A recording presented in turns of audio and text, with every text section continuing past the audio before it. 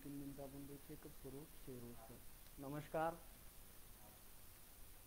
महाराष्ट्रातील माझ्या सर्व शिक्षक बांधवांना माझा नमस्कार. आवाज येतोय का? हॅलो, आवाज येतोय का? नमस्कार बांधवांनो, कृपया आवाज येत असेल तर कमेंटमध्ये मला येस या नो सांगा.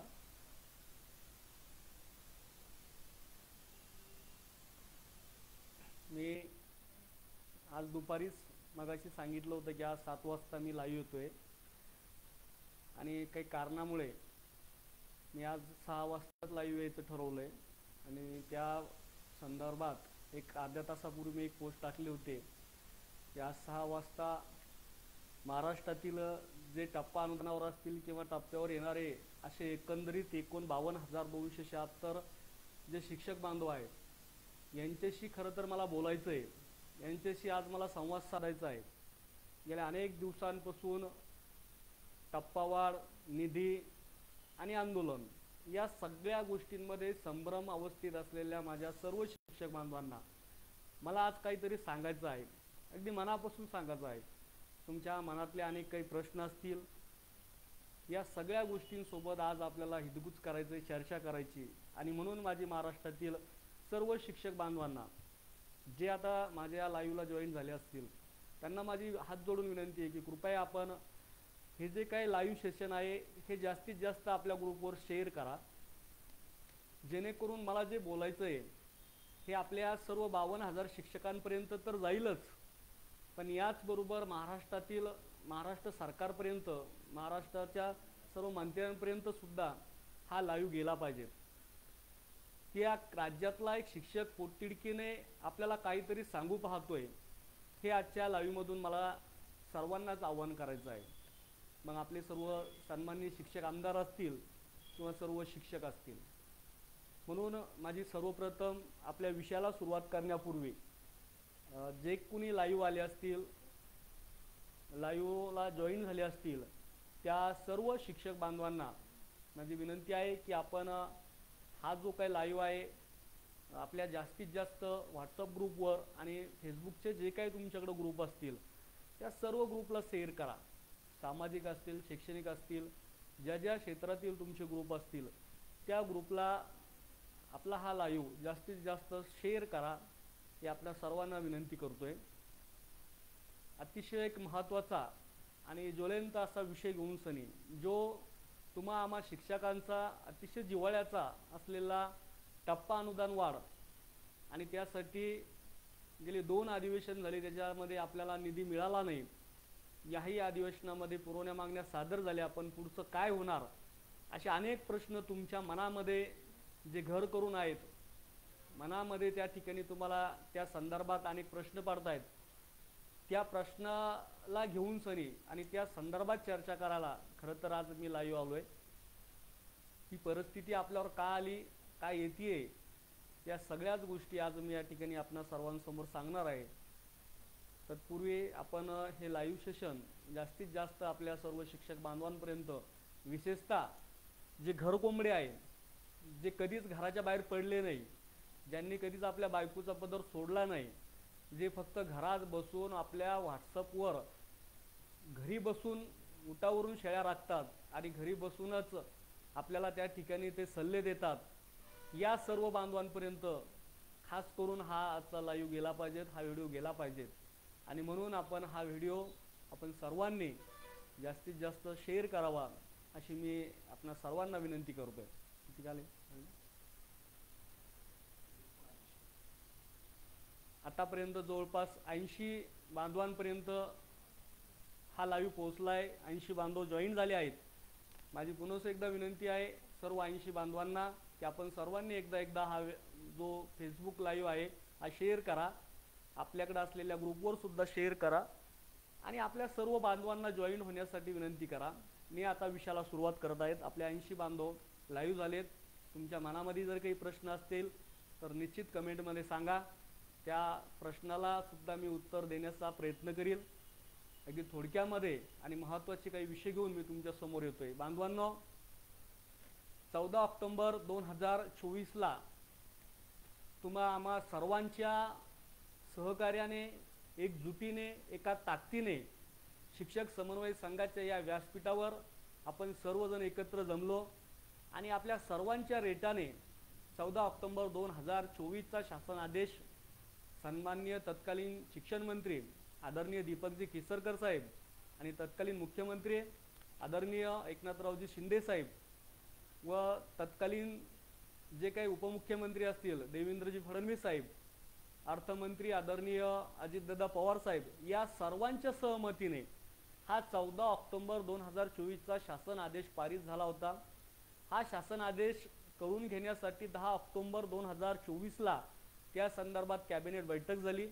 या कॅबिनेट बैठकीमध्ये माननीय मुख्यमंत्री यांच्या नेतृत्वामध्ये सर्व मंत्रिमंडळाने त्या बैठकीला मंजुरी दिली, मान्यता दिली आणि त्याच मान्यतेला अधीन राहून 14 ऑक्टोबर 2024चा शासन आदेश 52,000 शिक्षक बांधवांच्या चुली पेटवण्यासाठी, त्यांचा उदरनिर्वाह करण्यासाठी, त्यांच्यावर होत असलेला अन्याय किंवा त्यांच्या घरातल्या लेकराबाळांच्या भविष्यासाठी हा पारित केला गेला। ज्यावेळेस तो आदेश पारित झाला त्यावेळेस माझ्या महाराष्ट्रातील हा सर्व शिक्षक अतिशय आनंदित होता आणि प्रत्येकाला वाटत होतं की आता येणाऱ्या काही दिवसामध्ये, काही महिन्यामध्ये माझा टप्पावाढ होणार आहे। मला वाढीवचा 10, 15, 20 हजाराचा जो पगार आहे तो माझ्या रोजच्या पगारामध्ये ॲड होणार आहे आणि तो ॲड झाल्यानंतर निश्चितच त्या पगारातून मी माझ्या परिवाराचा उदरनिर्वाह, माझ्या मुला लेकरा बाळांचं संगोपन, त्यांचं भविष्य, त्यांचं शिक्षण, आई वडिलांचं दवाखाने, ह्या सगळ्या गोष्टी भागवण्यासाठी मला निश्चित एक बळ मिळणार आहे, आर्थिक सहाय्य मिळणार आहे।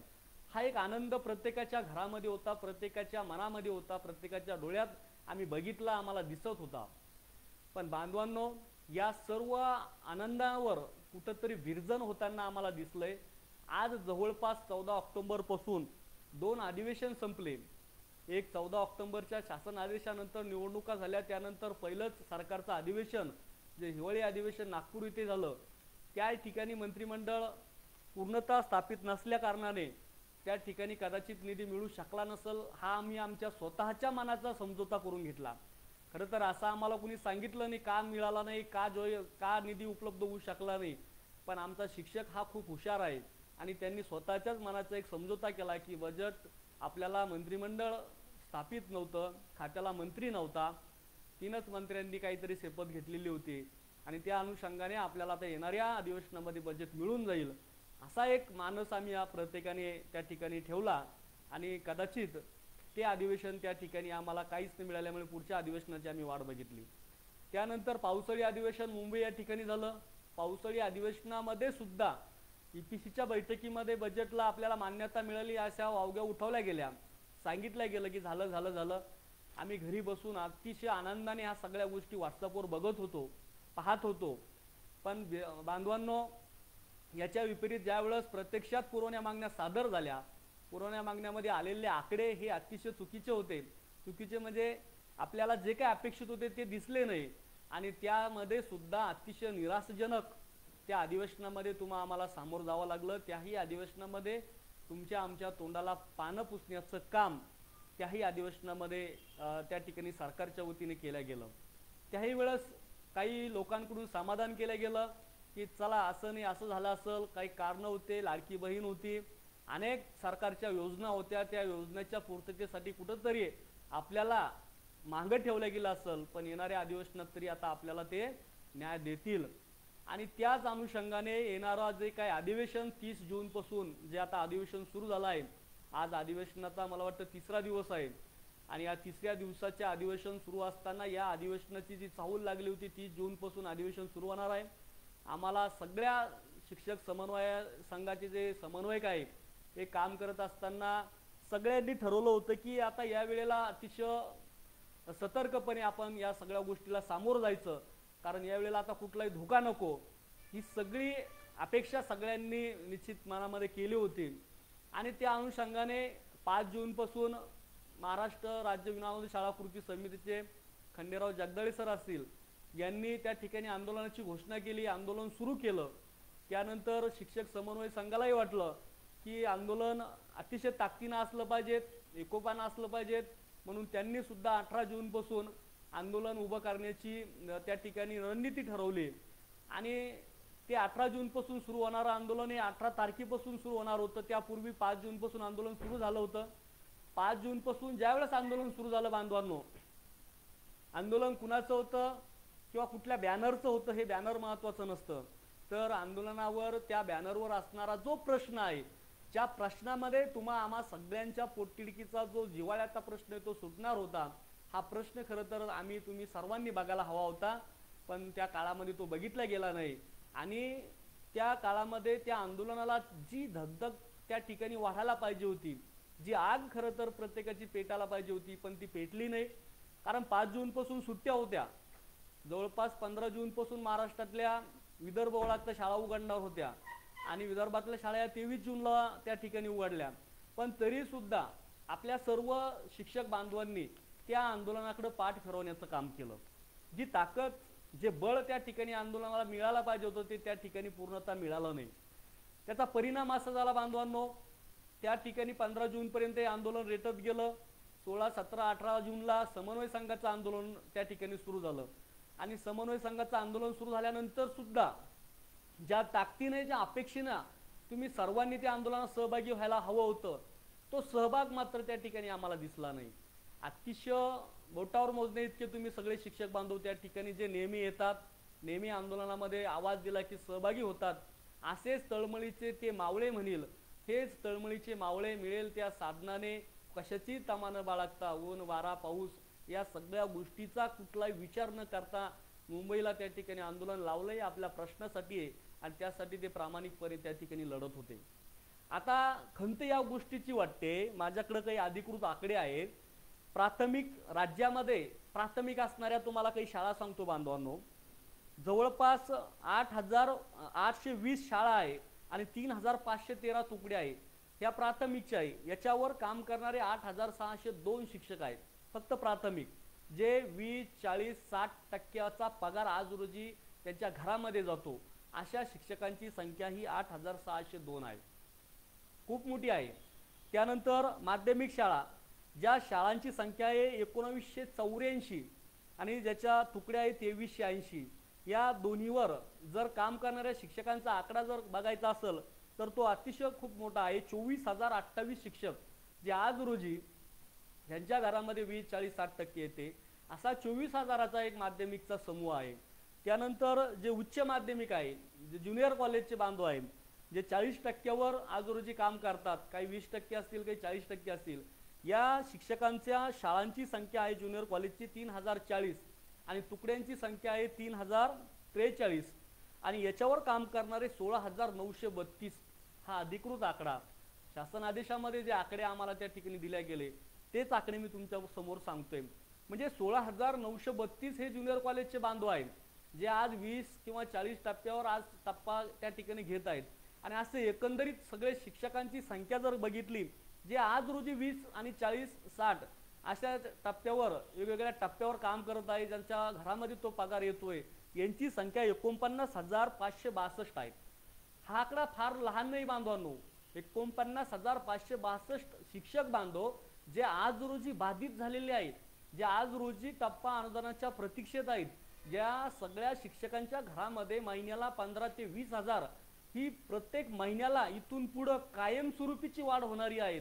परंतु हे सगळे शिक्षक बांधव या आंदोलनामध्ये त्यावेळी सहभागी होऊ शकले नाही, याची मला सर्वात मोठी खंत वाटते. याच्या पाठीमागचं आत्मपरीक्षण आपण सर्वांनी करावं, याचं आत्मचिंतन तुम्ही सर्वांनी त्याच्या घरामध्ये बसून करावं. आज पुरवणी का मंजूर झाली नाही, पुरवणीत आपला विषय का नाही, याच्यापेक्षा तुम्ही हे आंदोलन ज्यावेळेस लागले होते, आंदोलन अतिशय वेळेवर लागले होते.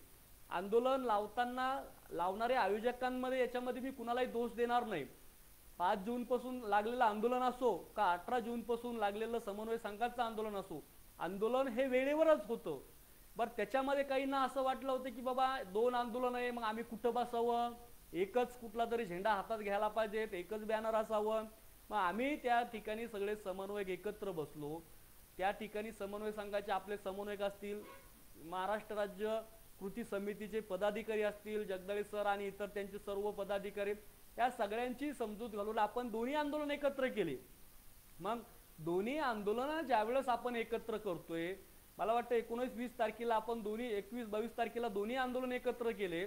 मग एकत्र केल्यानंतर तरी आपण सर्वांनी बाहेर पडायला पाहिजे होतं. त्यावेळेस किमान हा 49,000चा समूह मैदानात आम्हाला दिसायला पाहिजे होता. अपेक्षा तशी होती. अगदी पायाला भवरा बांधून लोखंडे सर असतील, शेरे सर असतील, सुराशे सर असतील, आमच्या जिल्ह्यातले जे काही सगळे बांधव आहेत, या सगळ्या बांधवांनी अतिशय चांगल्या पद्धतीने काम केलंय. इकडं परभणीमध्ये कुलकर्णी सर होते, त्या ठिकाणी के.पी. पाटील ते सुद्धा परभणीला त्या एका ठिकाणी एका बैठकीला संबोधित करण्यासाठी गेले होते. म्हणजे या सगळ्यांनी, संभाजीनगरमध्ये शिवराम म्हस्के सर गेले होते. ज्या ज्या पद्धतीनं ज्यांना ज्यांना शक्य त्यांनी त्या ठिकाणी बैठकी घेतल्या. विदर्भामध्ये संतोष वाघ, आमचे परवीन मिसाळ, अंजलीताई गाडे, हे सगळ्यांनी काय केलं की आपापल्या विभागामध्ये बैठकी घेतल्या आणि आता ठरवलं की आता आपण एकत्रित एक मोठा समूह घेऊन मुंबईला त्या ठिकाणी आपल्याला आता धडक मोर्चा त्या ठिकाणी उभा करायचा, एक ताकद उभी करायची. आणि मुंबईमध्ये राहुल कांबळे आणि संगपाल सोनूने हे समन्वय संघाचं बॅनर घेऊन सने त्या ठिकाणी बसले होते. त्यांच्याबरोबर आमचे वडमारे सर होते, अजून काही बांधव होते. पण विषय हा सगळ्यात महत्त्वाचा आहे की लढणाऱ्यांना तुम्ही जोपर्यंत ताकद देणार नाही, लढणाऱ्या हातांना जोपर्यंत तुम्ही बळ देणार नाही, तोपर्यंत कुठल्याही आंदोलनाला यश प्राप्त होत नाही. मग आता हा जो समूह आहे 49,562चा हा समूह काही फार लहान नाहीये. तुम्हाला शाळांची संख्या जर तुम्हाला सांगितली तर 5,844 निव्वळ शाळा आहे आपल्याकडं आणि तुकड्या आहे 8,936. आपल्या ह्या तुकड्या बाजूला ठेवा, 5,844 ह्या मूळ शाळा आहे. मूळ शाळा म्हणजे ज्या तुकड्या आहेत, तुकड्यामध्ये तरी काही शाळा म्हणजे त्यांच्या शाळा 100% असतात आणि त्यांना अतिरिक्त मिळालेल्या तुकड्या ह्या अंशतः अनुदानित म्हणजे टप्प्यावर असतात. त्यामुळं कदाचित त्या लोकांना अडचण येत असेल, त्यांचं अर्ध युनिट 100%वर असतं आणि अर्ध जे काही तुकडे असतात अतिरिक्त त्या अंशतः अनुदानावर किंवा टप्प्यावर असल्यामुळं त्यांना अडचणी असू शकतात. पण 5,844 हे जे मुख्याध्यापक आहेत, 5,844 ह्या मुख्याध्यापकांना माझी विनंती आहे की तुम्ही आज सर्वांनी आपल्या छातीवर हात ठेवून आत्मचिंतन करा की तुम्ही या ठिकाणी तुम्ही स्वतः किंवा तुमच्या प्रत्येक शाळेचे 2 लोक 5,844 या शाळेतील सर्व मुख्याध्यापकांनी आपल्या छातीवर हात ठेवून आत्मचिंतन करा. जर कंपल्सरी तुम्ही जर एखादी शिक्षकाला अशी काही कंपल्सरी ड्युटी लावली तर मला पूर्ण खात्री आहे, मी सुद्धा एका शाळेचा मुख्याध्यापक आहे, की तो शिक्षक तुमची सांगितलेल्या गोष्टी टाळू शकत नाही, त्याला ते ऐकावं लागतात. तुम्ही कंपल्सरी जर 2 शिक्षकाचं नियोजन केलं असतं, एका शाळेतून फक्त 2 शिक्षक, तर आज आपल्या आझाद मैदानामध्ये 10,000 शिक्षकांचा समूह एकजुटीने एका ताकदीने त्या ठिकाणी ठामपणे लढायला सक्षम राहिला असता. आणि तो 10,000चा समूह जर मैदानात असताना तर या राज्यातले 7चे शिक्षक आमदार आपण त्या मैदानात बसवले असते. या शिक्षक सगळेजण घरी बसून म्हणतात शिक्षक आमदार उपोषण का करत नाही, शिक्षक आमदार असं का करत नाही, शिक्षक आमदार तसं का करत नाही. बांधवांनो, निश्चितच तुमच्या अपेक्षा आहे शिक्षक आमदारांनी असं करायला पाहिजेत, शिक्षक आमदारांनी हा प्रश्न सभागृहात रेटायला पाहिजेत, शिक्षक आमदारांनी सन्माननीय मंत्री महोदय असेल, मुख्यमंत्री असेल यांच्यापर्यंत जाऊन हा प्रश्न लावून धरायला पाहिजेत. हे तुमच्या भावना हे आम्ही समजू शकतोय, पण शिक्षक आमदारांना सुद्धा ती ताकद देण्यासाठी, ते बळ देण्यासाठी आपण मैदान तर भरवायला पाहिजेत.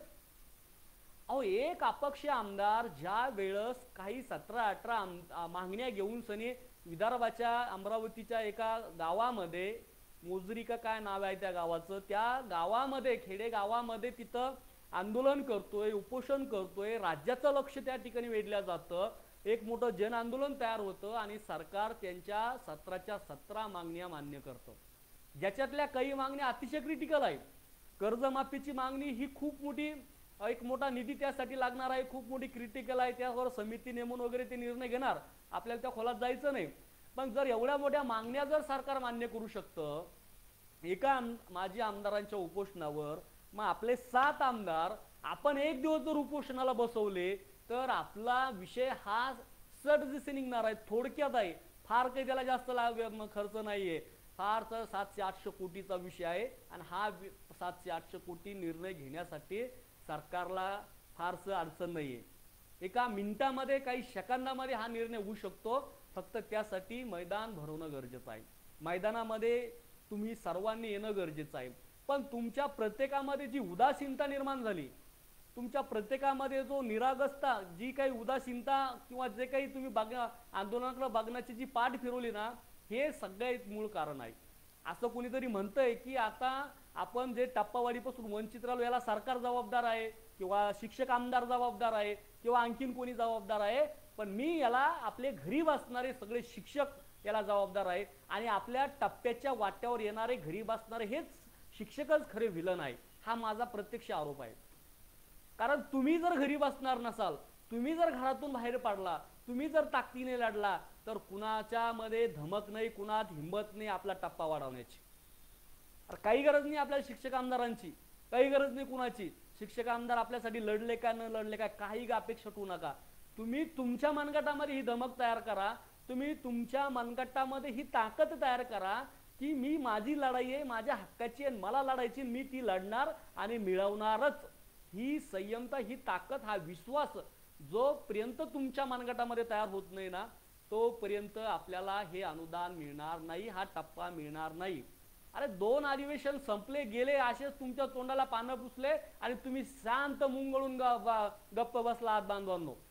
कोणता आक्रोश झाला तुमचा, कोणत्या रस्त्यावर उतरले तुम्ही, कोणत्या शाळा बंद केल्या तुम्ही, काय केलं तुम्ही? तुम्ही काहीच करू शकत नाही. तुम्हाला या सरकारने गृहीत धरलं आहे, स्पष्ट सांगतो, तुम्हाला या सरकारने गृहीत धरलेला आहे. तुमचा प्रश्न सरकारसाठी इम्पॉर्टंट नाहीये, महत्वाचा नाहीये. तुमच्या प्रश्नाला सरकार दुय्यम दर्जा देतं. या आता 57,000 कोटीच्या पुरवण्या मागण्या मंजूर झाल्यात, म्हणजे आता काही दिवसापूर्वी अर्थसंकल्प झाल्यानंतर पुन्हा 57,000 कोटीच्या पुरवण्या मागण्या याच्यामध्ये मंजूर होऊ शकतात. पहिलीच आपली एक मोठी वित्तीय तूट 1,00,000 कोटीची, 46,000 कोटीची वित्तीय तूट असताना पुन्हा 57,000 कोटीच्या मागण्या त्या ठिकाणी जर मंजूर होत असेल आणि त्यामध्ये आपला जर विषय येत नसेल, तर याचा अर्थ सरकारच्या नजरेमध्ये तुमची किंमत काय हे तुम्ही समजून घ्या. आता काही आमदार पोटतिडकीने काम करत आहेत, काही फक्त दिखावा करत आहेत, काही फक्त सांगत आहे, पण मला कुणालाही नाव ठेवायचं नाही. माझी सर्व शिक्षक आमदार महोदयांना हात जोडून विनंती आहे. आज आपले सगळे शिक्षक आमदार त्या ठिकाणी माननीय मुख्यमंत्री महोदयांची त्यांनी भेट घेतली आणि भेटीमधून त्यांनी आवर्जून मागणी केली की आपल्या या स्पेसिफिक प्रश्नासाठी त्यांनी बैठक मागवली. त्याबद्दल मी सर्व शिक्षक आमदारांचे मनापासून आभार व्यक्त करतो. पण माझी सर्व शिक्षक आमदारांना माझी हात जोडून विनंती आहे की फक्त आम्हाला दाखवण्यासाठी, आम्हाला फक्त महाराष्ट्रातील या 52,276 शिक्षक बांधवांना दाखवण्यासाठी तुम्ही प्रयत्न करू नका किंवा ते फॉर्मॅलिटी म्हणून या गोष्टी करू नका. तर माझी हात जोडून विनंती आहे, अतिशय पोटतिडकीने आपण हा प्रश्न कसा सुटल याच्यासाठी मार्ग काढा. हा प्रश्न कायमचा कसा निघून जाईल यासाठी मार्ग काढा. आणि हा प्रश्न कायमचा जर मार्ग काढायचा असेल तर माझी हात जोडून विनंती आहे की एक मागणी येणाऱ्या मुख्यमंत्री, माननीय मुख्यमंत्री यांच्याकडे ज्यावेळेस तुमची उद्या परवा बैठक होईल, त्या बैठकीमध्ये माझी सर्व शिक्षक आमदारांना हात जोडून कळकळीची विनंती आहे की फक्त एक मागणी आपण प्रामुख्याने त्या ठिकाणी करावी. हा टप्पावाढ तर तुम्ही पदरात पाडून घेण्यासाठी, बजेटसाठी तर प्रयत्न कराच, पण यासाठी 19 सप्टेंबर 2016चा हा काळा शासन आदेश आहे. 19 सप्टेंबर, मी पुन्हा एकदा सांगतो, 19 सप्टेंबर 2016चा जो शासन आदेश आहे, हा शासन आदेश अधिक्रमित करण्याची आपण प्रामुख्याने मागणी करा. खऱ्या अर्थाने मूळ मेक आपली इथंच आहे बांधवांनो, आपल्याला ही मागणीच नाही कळू राहिली. आपल्या सर्वांची मूळ मेक कुठं आहे? 19 सप्टेंबर 2016 मध्ये आहे. अरे आपण एवढे एक एक टप्पे मागण्यापेक्षा तुम्ही टप्प्यांचा इतिहास बघा. 2016ला तुम्हाला एक टप्पा मिळाला, त्यानंतर 2018ला 1 व 2 जुलैच्या बांधवांना टप्पा मिळाला. ज्यांना 16ला मिळाला होता त्यांना काहीच मिळालं नाही. 1 व 2 जुलैला एक टप्पा मिळाल्यानंतर 2021ला दुसरा टप्पा मिळाला, ज्याच्यामध्ये 1 व 2 जुलै सुद्धा आले आणि जे काही 16ला ज्या शाळांना मिळाला होता ते सुद्धा आले. या सगळ्यांना सरसगट 2021ला पुन्हा एक टप्पा मिळाला. त्यानंतर 2021 नंतर 2023ला एक टप्पा मिळाला. आता हे जे आकडे तुम्ही बघितले बघा, 2016ला ज्यांना टप्पा मिळाला त्यांना 2021ला म्हणजे किती वर्षांना? तब्बल 4 वर्षांनी दुसरा टप्पा मिळाला. 2021ला टप्पा मिळाल्यानंतर 2023ला टप्पा मिळाला, त्याला 2 वर्ष लागून गेले. आणि 2023ला मिळालेल्या टप्प्यानंतर आपण जवळपास 1 वर्षापासून लढतोय ह्या टप्प्यासाठी. तेव्हा कुठं 14 ऑक्टोबर 2024ला त्यांनी शासन आदेश काढला, फक्त अजून त्याची अंमलबजावणी नाही. मग 2024 म्हणजे 23 आणि 24ला हा टप्पा मिळाला, पण आता 25 चाललंय. येणाऱ्या ऑक्टोबरमध्ये याला परत 2 वर्ष होतात. अजूनही तुमच्या हातात काहीच नाही. 2 अधिवेशन संपले, अजून निधीची वाट किती दिवस बघणार तुम्ही? मग या सगळ्या गोष्टीचा जर आपण अभ्यास केला तर माझी हात जोडून सर्व शिक्षक आमदार महोदयांना विनंती आहे, आता काल परवा हिंदी भाषाचा जो काही GR होता तो GR सक्तीचा करू नये किंवा हिंदी भाषेला विरोध करण्यासाठी 2 ठाकरे बंधू आणि बाकीचे सर्व पक्ष एकत्रित आले. त्याला समाजातून विरोध झाला आणि काल परवा माननीय मुख्यमंत्री आणि उपमुख्यमंत्री यांनी प्रेस कॉन्फरन्स घेऊन सनी तो GR रद्द केल्याबाबतची घोषणा केली. याचा अर्थ काय की एखादा जर GR ज्याच्यातून काही शिक्षकांवर जर बाधा येत असेल, त्याच्यावर अन्याय होत असेल आणि त्याच्यापासून त्या त्रास होत असेल तर तो GR रद्द सरकार करू शकतं. पण त्यासाठी तुमची आक्रोश, तुमची ओरड तेवढी पाहिजे. मग आपण दरवर्षी 2-2 वर्षांना टप्पा मागण्यापेक्षा जर आपण हा 19 सप्टेंबर 2016चा GR जर रद्द करण्यासाठी आपली ताकद खर्च केली तर एकदा का 19 सप्टेंबर 2016चा GR कायमचा रद्द झाला, जी पाचर त्या ठिकाणी तत्कालीन शिक्षण मंत्री मुख्यमंत्र्यांना मारली होती ती जर काढून टाकली, ज्यांनी मारली होती तेच मुख्यमंत्री आहे आता, त्यांच्याच हातपाय पाडा, त्यांना हात जोडा की बाबा हो आता जवळपास 19 नंतर 25 आहे, 5-6 वर्ष झाले. या शासन आदेशामुळे महाराष्ट्रातील हजारो शिक्षक बांधवांचं वाटोळं झालंय. याच्यामुळं अनेक आमच्या शिक्षक बांधवांना आत्महत्या करण्याची वेळ आली, काही आत्महत्याच्या उंबरठ्यावर आहे आणि अनेक बांधव सेवानिवृत्त झालेले आहेत. मग हा अन्याय अजून किती दिवस तुम्ही करणार आहात? त्यांना आपण हात जोडून विनंती करा, कारण आम्ही सामान्य शिक्षक आहोत, आम्ही सन्मान्य मुख्यमंत्र्यांपर्यंत पोहोचू शकत नाही, आम्हाला त्यांच्यापर्यंत जाता येत नाही. आम्हाला बोलायला पोटामध्ये खूप आहे पण आमचा आवाज त्यांच्यापर्यंत जात नाही. पण आमचे प्रतिनिधी म्हणून या राज्यातल्या सर्व सन्मान्य शिक्षक आमदार महोदयांना माझे हात जोडून विनंती आहे, तुम्ही सर्व विभागाच्या शिक्षक बांधवांचे प्रतिनिधी करतात. आज 52,000 शिक्षक बांधव तुमच्या सोबत आहेत. हे 52,000 शिक्षक बांधवांना खऱ्या अर्थाने तुम्हाला न्याय द्यायचा असेल तर तुम्ही 19 सप्टेंबर 2016चा हा जो शासन आदेश आहे हा तात्काळ रद्द करण्याबाबत तो अधिक्रमित झाला पाहिजे, तो रद्द झाला पाहिजे. याची प्रमुख मागणी, प्रमुख भूमिका सर्वांच्या वतीने तिथे घ्या. जर तो आदेश रद्द झाला तर त्या ठिकाणी जो 15/11/2011चा म्हणजे 15 नोव्हेंबर 2011चा जो शासन आदेश आहे, ज्या शासन आदेशान्वये आपलं खरं तर मूल्यांकन झालं आणि ज्या शासन आदेशाच्या अन्वये किंवा त्याचे जे काही सूत्र आहे, त्याचे जे काही नियम आहेत ते लागू करून काही शाळा 100%वर आज पगार घेत आहेत, जे आपल्यातलेच आहेत, आपल्या सोबत ज्यांना मान्यता मिळाली. आज काही त्या शाळा 100%वर गेल्यात कारण त्यांना 15 नोव्हेंबर 2011चं सूत्र लागू झालं, त्यानुसार त्या 100%वर चालल्या गेल्या. तेच सूत्र त्या ठिकाणी हा जर शासन आदेश रद्द झाला तर 15/11चं सूत्र आपसूक या सर्व पात्र शाळांना लागू होतं. त्यांना लागू करायचं काम नाही, ते आपोआप लागू होणार, कारण तो शासन आदेश आजही जिवंत आहे, तो अधिक्रमित केलेला नाही. सरकारला जर दर 2-3 वर्षांना सरकार सांगेल तेव्हा टप्पा द्यायचा असं जर 19 सप्टेंबर 2016 नुसार म्हणत असेल तर मग 15/11/2011चा शासन आदेश आपण जिवंत का ठेवला? तो अधिक्रमित आतापर्यंत अद्यापपर्यंत का झाला नाही? मग तो जर अद्यापपर्यंत त्याच्या शिफारसी अजूनही लागू असेल, आजही आमच्या शासन आदेशामध्ये त्याचा संदर्भात उल्लेख असतो, त्याच्या शिफारसीचं तुम्ही अनुकरण केलं का? त्यांनी त्या शासन आदेशाच्या शिफारसीचं शाळा पालन करते का? त्यानुसारच आज तुम्ही टप्पा घेतो आहोत. मग ह्या सगळ्या गोष्टी जर आपल्याला टप्पा घेत असताना जर लागू होत असेल तर मग प्रतिवर्षी टप्पा हे का लागू होत नाही? याची मूळ मेघ काय असेल तर 19 सप्टेंबर 2016चा शासन आदेश आहे आणि तो रद्द करण्याबाबत एक प्रमुख भूमिका येणाऱ्या बैठकीमध्ये माननीय सर्व शिक्षक आमदारांनी ही सुद्धा एक भूमिका घ्यावी. आता बजेटचं जे काही आहे कशा पद्धतीने आता कराल, कशा पद्धतीने ते त्या ठिकाणी देऊ शकेल हे आता त्यांनाच माहीत, आपण सांगू शकत नाही. पण कसंही द्या, पण याच अधिवेशनामध्ये आम्हाला न्याय मिळाला पाहिजे, आम्हाला बजेट मिळाला पाहिजे, एवढी कळकळीची विनंती मी सर्व शिक्षक आमदार महोदयांना आणि राज्याचे जे प्रमुख आहे मुख्यमंत्री महोदय यांना मी या माध्यमातून करेल. याचबरोबर आता शिक्षक समन्वय संघाच्या वतीने मुंबईवरून आपण आपल्यावर जे अन्याय होतो याचा आक्रोश कुठंतरी झाला पाहिजेत ना. शांत बसून काय करणार आहे तुम्ही? अरे आता पुरवण्या मागण्या पहिल्या दिवशी 30 जूनला सादर झाल्या, त्याच्यामध्ये आपल्याला जर त्या ठिकाणी आपला मागणीच नसल, आपला विषयच नसल, तर राज्यातल्या सगळ्या शिक्षकांनी रस्त्यावर येऊन त्या पुरवण्या मागण्याचे जे काही कागद आहे त्याच्या प्रिंट काढून त्याच्या होळी करायला पाहिजे होती. पण आपण घरात बसून फक्त व्हॉट्सअपवर टाकू राहिलो, का झालं नाही, याच्यामुळे झालं नाही, त्याच्यामुळे झालं नाही. अरे आपल्यातच कौरव वाद करता बांधवांनो. तुम्हाला हात जोडून विनंती करतो, हे भांडणं थांबवा. आपल्यातले आपसातले मतभेद आता थांबवा. आता एक संघ होऊन लढण्याची वेळ आलेली आहे. आता एक संघ होऊन पुढे जाण्याची वेळ आलेली आहे.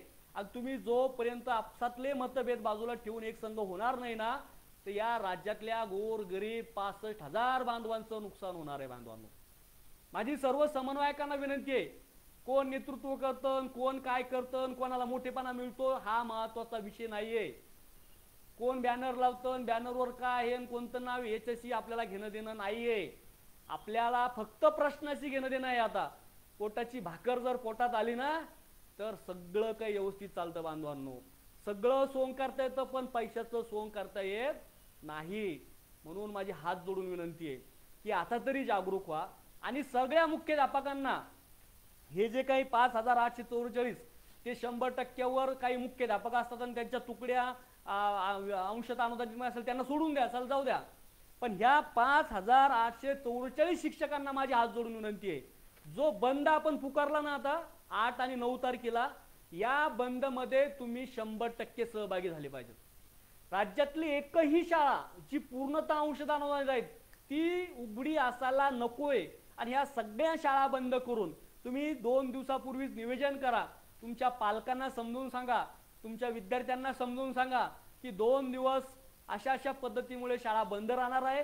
तुमचं जे काही शैक्षणिक नुकसान होईल या 2 दिवसाचं, हे शनिवार रविवार शाळा भरून सनी आपण भरून काढू.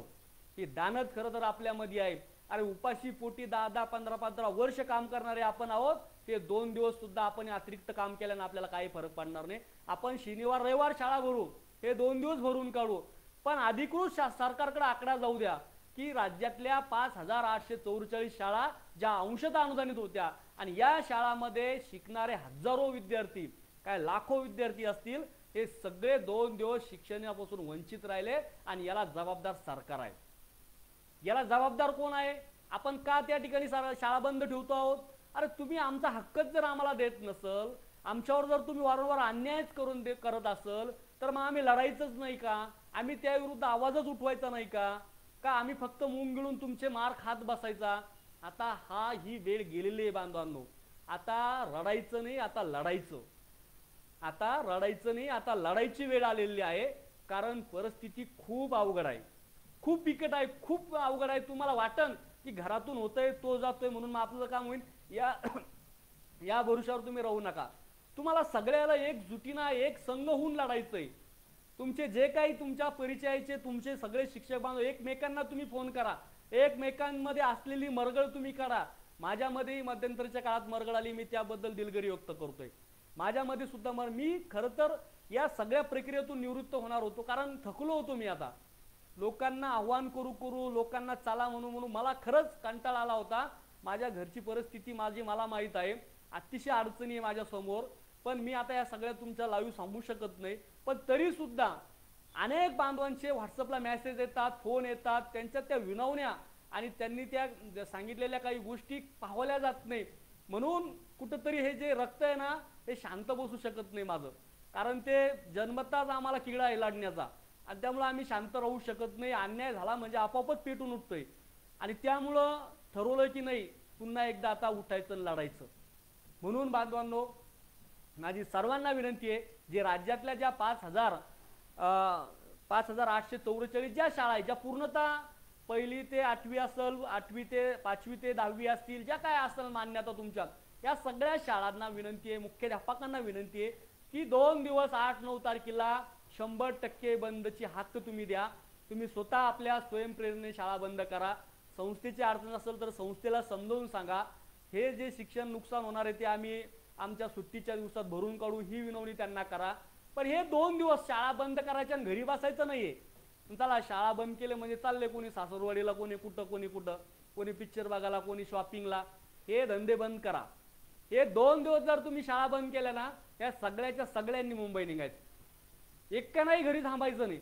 8 आणि 9 दिवस मुंबईमध्ये शिक्षकांचाच महापूर तुम्हाला दिसला पाहिजे, जिकडे तिकडे शिक्षकच दिसले पाहिजेत. मग बघू आपण आपला प्रश्न कसा सुटत नाही, मग बघू आपण आपल्याला निधीची तरतूद कशी होत नाही. अरे सोडून द्या ईपीसी गिपीसी, ते काही गरज नाही आपल्याला त्या गोष्टीची. या फक्त ईपीसी असेल किंवा बाकीच्या काय ज्या पुरवण्या मागण्यामध्ये हे लागतं ते लागतं, जर ताकद वाढली, एकजूट झालात, एक संघ झालात आणि हे 50,000 बांधव जर मुंबईत जाऊन बसले ना, तुम्हाला दुसऱ्या दिवशी तुमच्या खात्यात पगार टाकण्याचं नियोजन सरकार करावं. एवढी ताकद एकजुटीची असती, ताकदीची असती, समूहाची असती. फक्त ती ओरड तुमची तशी असली पाहिजे बांधवांनो. हात जोडून विनंती आहे. फेसबुक लाईव्ह येण्याचं कारण एवढंच, मला कुणाला नाव ठेवायचं नाही. माझ्या सर्व समन्वयक बांधवांना सुद्धा विनंती आहे की साहजिक आहे आपल्यामधले थोडेफार एकमेकांमध्ये काही समन्वय, काही मतभेद असू शकतात, काही कारणास्तव गैरसमज असू शकतात, पण मी हात जोडून विनंती करतोय की आता ही ती वेळ नाही आहे. आपण सर्वजण एक संघ होऊया.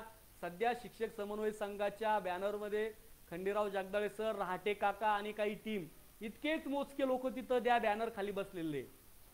खरंच मी ते फोटो पाहून मला माझीच लाज वाटायला लागली. अरे माझे बांधव, तिथं समन्वय संघ हा आपला लढण्याचा आत्मा आहे आणि त्या बॅनर खाली फक्त काही 5-50 लोक तिथं बसलेले. खरंच लाज वाटली मला. पण म्हणून मी आज ठरवलंय की आज लाईव्ह यायचं, तुमच्यासोबत संवाद करायचा, तुम्हालाही सांगायचं आणि स्वतःच्या मनाची समजूत काढायची की आता लढायचं, आता हार मानायची नाही. जेवढी ताकद आहे त्या ताकदीने पुन्हा एकदा उठायचं आणि ताकदीने